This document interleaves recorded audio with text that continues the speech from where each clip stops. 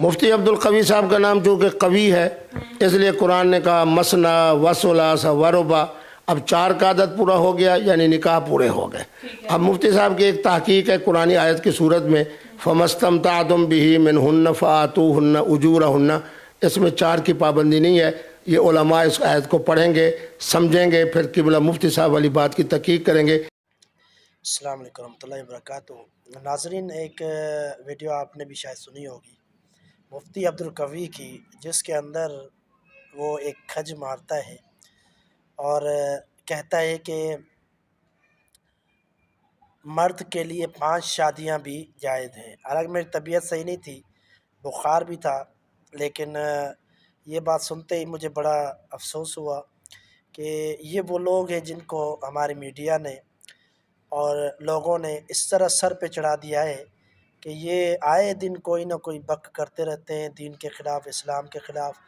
خالی نام بدنام ہے مفتیوں کا، نہ کوئی اس کا مفتیوں سے تعلق ہے، نہ کوئی یہ عالم لگتا ہے، نہ ہی سنجیدہ کوئی عالم لگتا ہے۔ یہ ہر وقت اس کے چرچے جو ہے نا فیس بک پر، سوشل میڈیا پر، ٹک ٹاک پر نظر آتے ہیں، کبھی قندیل بلوچ کی صورت میں، کبھی حریم شاہ کی صورت میں، کبھی دوسری ایکٹر کی صورت میں۔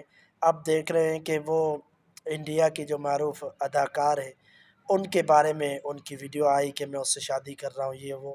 تو کھج اس نے کیا ماری یہ کہ میں دوسرے علماء کو بھی تحقیق کا مشورہ دیتا ہوں کہ 5 شادیاں مرد کر سکتا ہے۔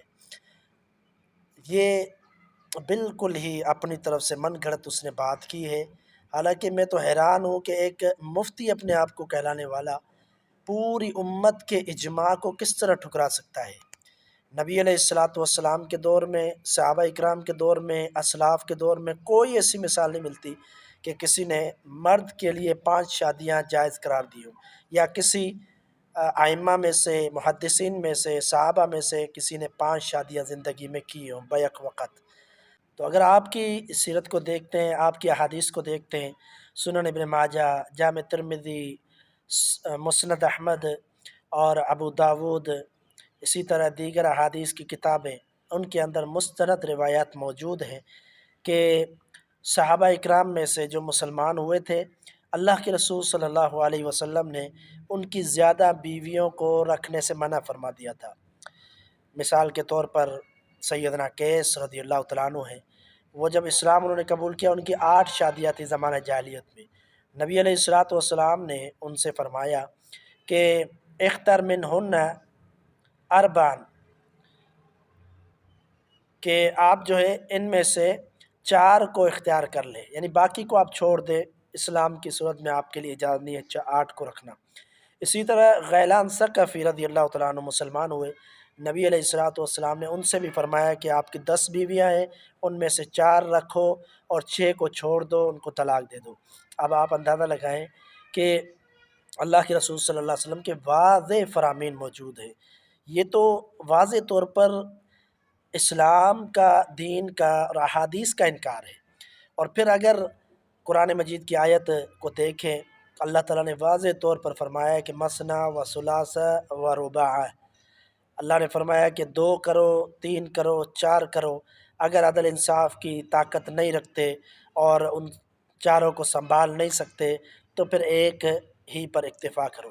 اب یہاں پر قرآن کی واضح دلیل موجود ہے، 2 3 4، اس سے آگے کوئی لفظ عدد نہیں ہے۔ تو یہ مفتی قوی صرف شہرت چاہتا ہے، اسی لیے اداکاروں کے پیچھے ہے، اسی لیے ٹک ٹاکر لڑکیوں کے پیچھے ہے، اسی لیے آئے دن اس کے ویڈیوز جو ہے وائرل ہوتے ہیں کسی لڑکی کے ساتھ چیٹ کرتے ہوئے۔ اسی طرح مفتی اپنے دعوے کو ثابت کرنے کے لیے قرآن مجید کی آیت کا حوالہ دیتے ہوئے کہتا ہے کہ اللہ نے فرمایا فَمَسْتَمْتَعْتُمْ بِهِ مِنْهُنَّ، کہ جن عورتوں سے تم فائدہ حاصل کرتے ہو ان کو حق مہر دو۔